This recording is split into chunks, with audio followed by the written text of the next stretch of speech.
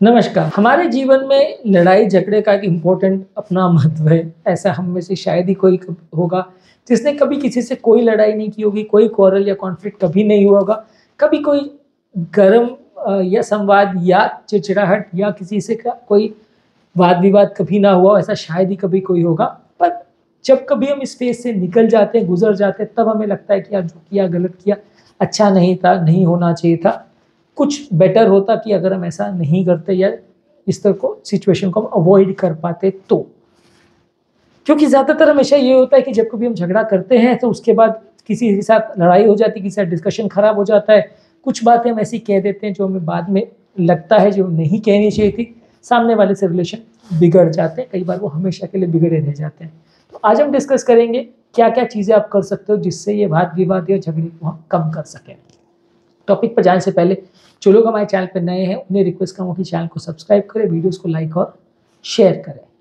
सबसे इम्पॉर्टेंट है कि यदि आपका किसी के साथ वाद विवाद या झगड़ा चल रहा है तो उसको एक्टिवली सुनने का प्रयास करिए कि उसका क्या पर्सपेक्टिव है।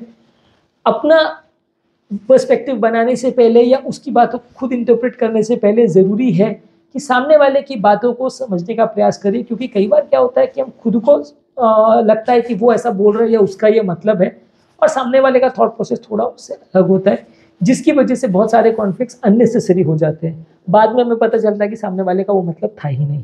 तो ज़रूरी है कि आप खुद से एफर्ट करके सुनने का प्रयास करिए कि वो क्या कहना चाह रहा है और वो उसकी बातों में कितना तर्क है, कितना गलत है, उसकी बात कितनी सही है। उसके बाद डिस्कस करिए कि क्या सही है क्या गलत है।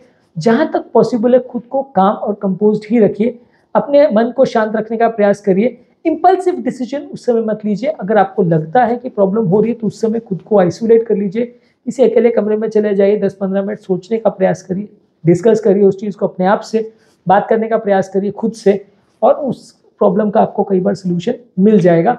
उस समय अगर आप इम्पल्सिव डिसीजन लेके सामने वाले से अगर क्वारल कर लेते हैं, झगड़ा कर लेते हैं, तो इश्यूज हमेशा के लिए बढ़ जाते हैं। तो उस समय मन को शांत रखना है, अपने आप को वहाँ से आइसोलेट कर लेना है।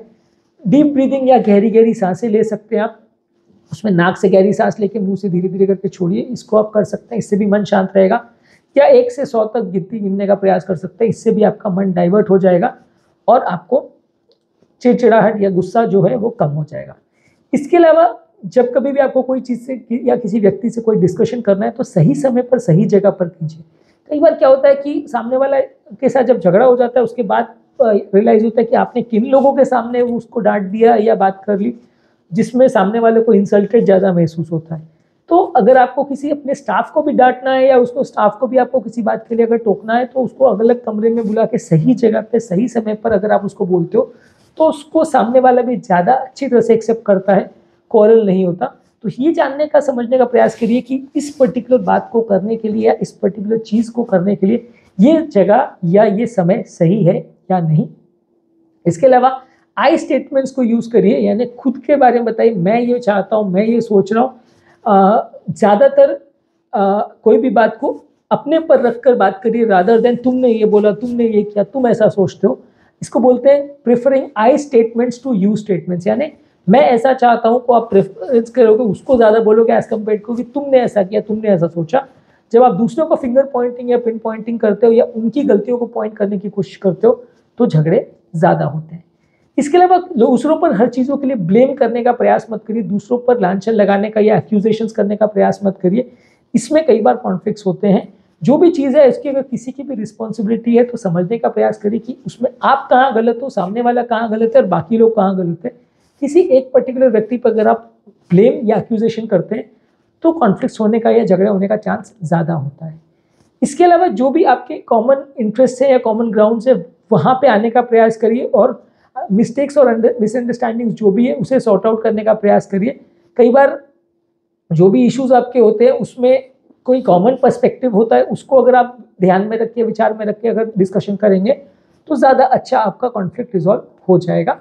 जो भी प्रॉब्लम है उसकी रिस्पॉन्सिबिलिटी खुद लेने का प्रयास करिए।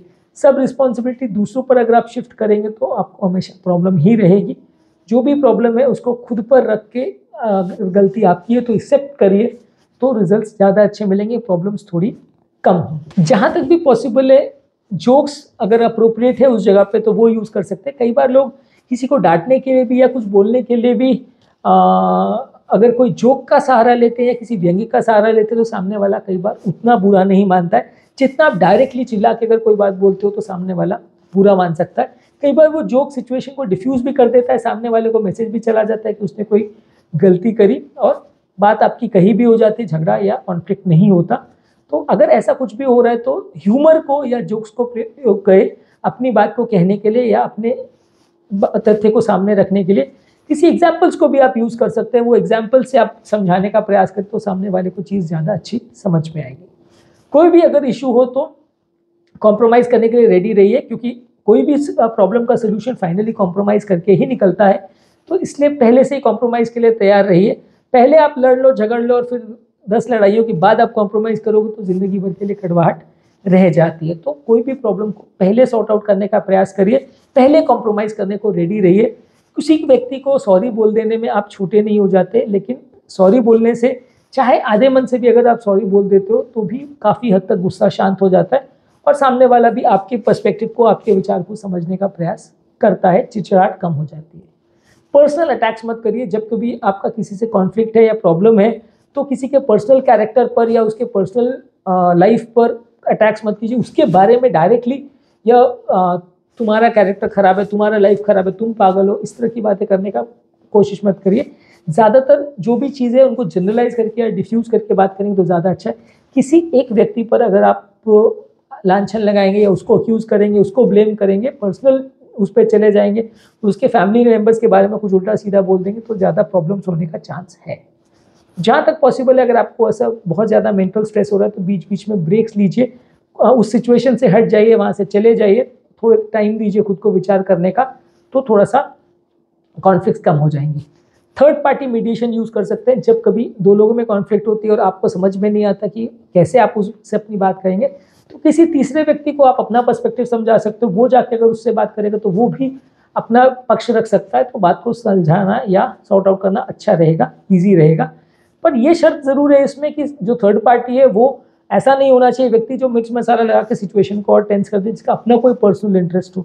ऐसा कोई व्यक्ति होना चाहिए जिस पर आप दोनों ट्रस्ट कर सको, जिसका अपना कोई अल्टीरियर मोटिव या खराब इंटेंशन ना हो और वो दोनों से प्रॉब्लम को सॉर्ट आउट करवाना चाहे। ऐसा कोई व्यक्ति को इन्वॉल्व करिए तो वो आपको कॉन्फ्लिक्ट को सॉर्ट आउट करने में और आपको बात बिना झगड़े के करने में मदद करेगा। इसके अलावा कोई भी अगर सामने वाले की मिस्टेक है तो उसमें फॉरगिवनेस करने का या उसको माफ़ करने की थोड़ी आदत डालिए। ये चीज़ें ऑन द स्पॉट नहीं आती है। छोटी मोटी गलतियों के लिए जब आप दूसरों को माफ़ करते हैं तो या उसको मन में से विचार को हटा देते हैं तो आपका थोड़ा चिड़चिड़ाहट या गुस्सा थोड़ा कम हो जाता है। इसके अलावा इमोशनल वैल्यूज़ और इमोशनल इंटेलिजेंस को बिल्ड करने का प्रयास करिए। आपके इमोशंस जो है इतने वीक नहीं होने चाहिए कि हर चीज़ में आप चिड़चिड़ा जाए या गुस्सा कर लो, वैसा नहीं होना चाहिए। इमोशनल लेवल पर आपका माइंड बहुत कंफर्टेबल और कूल रहना चाहिए। एक इमोशनल इंटेलिजेंस फैक्टर इसको बोलते हैं, उसको डेवलप करने का प्रयास करिए।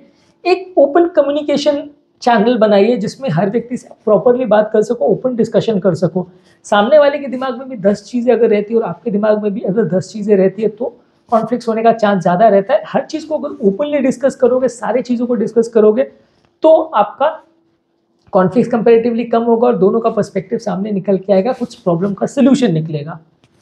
Always focus on the bigger picture. जो छोटी मोटी प्रॉब्लम्स है उसको छोड़ के अगर आप फोकस करेंगे बड़े पिक्चर पर कि आपका लॉन्ग टर्म गोल क्या है, किसी प्लान को सक्सेसफुल करना या किसी इवेंट में सक्सेसफुल होना या किसी बड़े वेंचर को सक्सेसफुल करना, वो अगर आपका मोटिव है तो उस पर फोकस करिए, लॉन्ग टर्म पर्सपेक्टिव पर फोकस करिए। उस समय वो छोटी लड़ाई जीतने के चक्कर में आप बड़े बैटल में हार जाते हो, बड़ी जंग में हार जाते हो। तो इसलिए बड़े जंग पर फोकस कीजिए, छोटे मोटे कॉन्फ्लिक्ट्स को साइड में कर दीजिए तो बड़ा आपको फ़ायदा लॉन्ग टर्म में मिलेगा। तो इसलिए बड़े पिक्चर पर ज़्यादा फोकस कीजिए, छोटी छोटी इश्यूज़ को हटाने का प्रयास करिए।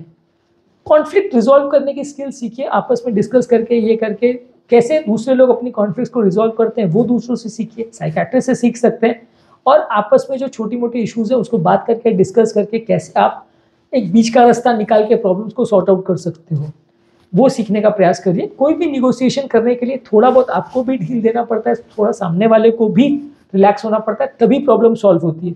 अगर आप अपनी बात पे अड़े रहोगे और सामने वाला भी अपनी बात पे अड़े रहेगा तो कोई भी प्रॉब्लम सॉल्व नहीं होगी। बड़े बड़े कंट्रीज में भी अगर निगोशिएशन होती है तो वैसे ही होती है कि अगर हर आदमी अपने पॉइंट पे अड़ा रहेगा तो जंग ही होती रहेगी हर चीज़ का सोल्यूशन में।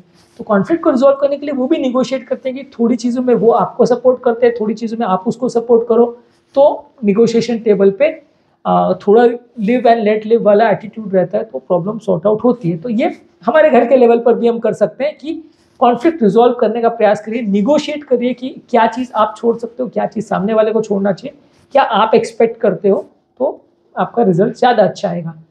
इसके अलावा दूसरे के लिए हमेशा रिस्पेक्टफुल रहिए। दूसरों को गाली गलौज करके या बदतमीजी से अगर आप बात करेंगे तो आपके लिए हमेशा प्रॉब्लम रहेगा। अपनी बात असर्ट करते समय, अपनी बात को सामने रखते समय भी आप दूसरों के साथ थोड़ा रिस्पेक्टफुल रहे तो अच्छा है। नेक्स्ट जरूरी चीज़ है कि दूसरों को बाउंड्रीज में रखना ज़रूरी है। कई बार क्या होता है, आप रिलेशनशिप में सामने वाले को अलाउ करते हो आपकी लाइफ में पोक करना, और फिर सडनली आपको लगता है कि यार वो बहुत ज़्यादा इंटरफेयर कर रहा है और आप इरिटेट हो जाते हो। तो पहले से ही डिफाइन करके रखिए कि आपके वाइफ को, आपके बच्चों को, आपकी फैमिली को, आपके रिलेटिव्स को, आपके फ्रेंड्स को या आपके बॉस को आपकी लाइफ में कितना इंटरफेयर करना आप अलाउ करोगे, उसकी बाउंड्रीज को पहले से ही डिफाइन करके रखिए, ताकि जब कभी वो उसको क्रॉस करे तो आपको पहले से समझ में आ जाए कि यहाँ पे कुछ गड़बड़ हो सकती है। तो उसको उतना मौका मत दीजिए बढ़ने का कि बाद में जाके वो बड़े झगड़े में कन्वर्ट हो जाए। जहाँ तक पॉसिबल है पॉजिटिव बॉडी लैंग्वेज का प्रयोग करिए। यदि बात करते करते आप किसी को फिंगर पॉइंट कर रहे हो, बार बार पोक कर रहे हो, या उसको मुक्का दिखा रहे हो कि मैं तुम्हें मार दूंगा, या थप्पड़ दिखा रहे हो कि मैं मार दूंगा, अग्रेसिव बॉडी लैंग्वेज का अगर आप प्रयोग करोगे तो आपकी कॉन्फ्लिक्ट बढ़ जाएगी और बात कहीं की कहीं पहुंच जाएगी। जब कभी भी कॉन्फ्लिक्ट हो तो आपका बॉडी लैंग्वेज कंट्रोल में रहना चाहिए, बॉडी लैंग्वेज पॉजिटिव होना चाहिए, अग्रेसिव एटीट्यूड नहीं होना चाहिए। क्योंकि अग्रेसिव एटीट्यूड में भले लड़ाई झगड़ा हो नहीं हो, लेकिन वो अग्रेसिव एटीट्यूड ही प्रॉब्लम्स को कई बार बढ़ा देता है। तो आपके लिए ज़रूरी है कि अपने माइंडसेट को भी कंट्रोल में रखें, अपनी बॉडी लैंग्वेज को भी ठीक रखें, बात करने के तरीके पर और अपनी लैंग्वेज पर भी पूरा कंट्रोल होना चाहिए, तब ये प्रॉब्लम सॉल्व होगी। इसके अलावा हर चीज़ों में एक्टिव पार्टिसिपेशन होना चाहिए। आप भी पार्टिसिपेट करिए, सामने वाले को भी इन्वॉल्व करिए, प्रॉपर डिस्कशंस करिए, तो आपका प्रॉब्लम जल्दी सॉल्व होंगी। जो भी इशू है उस पर प्रॉपर फोकस करिए। कई बार बात कहीं से चालू हो जाती है और कॉन्फ्लिक्ट कहीं और पहुंच जाती है, वो गलत तरीका है, उसमें तो कॉन्फ्लिक्ट हमेशा बढ़ती ही है। जो भी प्रॉब्लम है, जिससे भी आपको व्यक्ति को दिक्कत है, उस पर फोकस करिए कि ये प्रॉब्लम है, इसे सॉर्ट आउट करने को हम आज मिले हैं, और उससे बहुत ज़्यादा डाइग्रेस करने का या डाइवर्ट करने का प्रयास मत करिए, नहीं तो प्रॉब्लम्स बढ़ जाएगी। दूसरे के इमोशंस को भी समझने का प्रयास करिए, उन्हें भी एक्नॉलेज करिए, अपने इमोशंस को भी समझिए। बहुत ज़्यादा ओवर इमोशनल या अंडर इमोशनल दोनों ही नहीं होना चाहिए। जो भी कॉन्फ्लिक्ट हो उसमें अलग अलग लोगों के साथ या सामने वाले के साथ भी कोलैबोरेट करने का प्रयास करिए, तभी सोल्यूशन निकलेगा। अपनी अगर आप फोर्स करने की कोशिश करोगे तो सोल्यूशन नहीं निकलेगा। जो भी कम्युनिकेशन हो उसके लिए कुछ ग्राउंड रूल सेट कर दीजिए कि क्या बातें होनी चाहिए, किस तरह से होना चाहिए, क्या टर्म्स कंडीशंस पे डिस्कशन होना चाहिए, उसके कुछ रूल सेट होने चाहिए, ताकि आपको सामने वाले का व्यू पॉइंट भी समझ में आए और बहुत ज़्यादा लड़ाइयाँ ना हो। जहाँ तक पॉसिबल है, अगर ज़्यादा इश्यूज है तो अपोलोजाइज करके या सॉरी भी बोल सकते हैं। जहाँ तक पॉसिबल है इश्यूज से बहुत ज़्यादा डाइग्रेस या डिस्ट्रैक्शंस मत करिए, नहीं तो आपका इश्यूज बहुत ज़्यादा डाइवर्ट हो जाते हैं और कॉन्फ्लिक्ट भी डाइवर्ट हो जाती है। इसके अलावा जो भी इश्यूज है उसमें आई और मी के बदले यू पर ज़्यादा फोकस करिए, वी पर ज़्यादा फोकस करिए, एज ए टीम डिस्कशन करिए तो कॉन्फ्लिक्ट्स कम होगा। गोल्स पर ज़्यादा फोकस करिए, कॉमन गोल्स की बात करिए, कॉमन लॉन्ग टर्म पर्सपेक्टिव पर ज़्यादा बात करेंगे तो अच्छा है। ज़्यादा चीज़ों को अज्यूम करने की कोशिश मत करिए कि उसने सोचा होगा, उसने बोला होगा, या जनरलाइज करने को तुम तो हमेशा ही ऐसे करते हो, तुम तो हमेशा ही ऐसी बातें करते हो। वो जनरलाइजेशन और अजम्पशंस का अवॉइड करिए, क्योंकि उसमें स्पेसिफिक इंसिडेंट से बात निकल के बहुत सारी चीज़ों पे चली जाती है और बात डाइवर्ट हो जाती है, फिर हर एक चीज़ को सॉल्व करना मुश्किल हो जाता है। Be patient with people. जब कभी कोई आदमी को आप कोई टास्क दे रहे हो, अगर प्रॉपर नहीं भी कर पा रहा है तो उसके साथ पेशेंस रखिए। कई बार सामने वाले को अपनी गलती रियलाइज हो जाती है, उसके सामने एग्जाम्पल सेट करके या उसके सामने कुछ और तरीके से उसको उसकी गलती रियलाइज करने का प्रयास करिए, लेकिन पेशेंस रखिए। सामने वाले को पहले ही दिन पहले मिस्टेक पर अगर आप उस पर गुस्सा करेंगे, चढ़ बैठेंगे, तो वो रिलेशन में अच्छा रिस्पॉन्स नहीं आएगा और पहले दिन से ही कॉन्फ्लिक्ट हो जाएगी, आप किसी के साथ रिलेशन मेंटेन नहीं कर पाओगे। परसिवियर कीजिए दूसरों के साथ। कई बार प्रॉब्लम्स अपने आप टाइम के साथ निकलती चली जाती हैं, तो दूसरे के साथ हमेशा कंटिन्यूस रिलेशन में रहिए, परसिवियर करिए। Perseverance is the key to long term team success. तो आप टीम के साथ परसिस्ट करेंगे तो लॉन्ग टर्म कई प्रॉब्लम्स सॉर्ट आउट भी हो जाती है। नेक्स्ट इंपॉर्टेंट टिप है कि पहले के कॉन्फ्लिक्ट से सीखने का प्रयास करिए।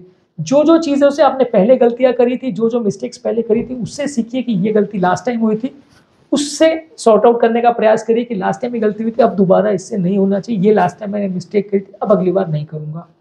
और जहाँ पर भी पॉसिबल है या जहाँ पर भी ज़्यादा इश्यूज होते हैं, वहाँ दूसरों से मदद मांगने का प्रयास करिए। Learn when to seek help.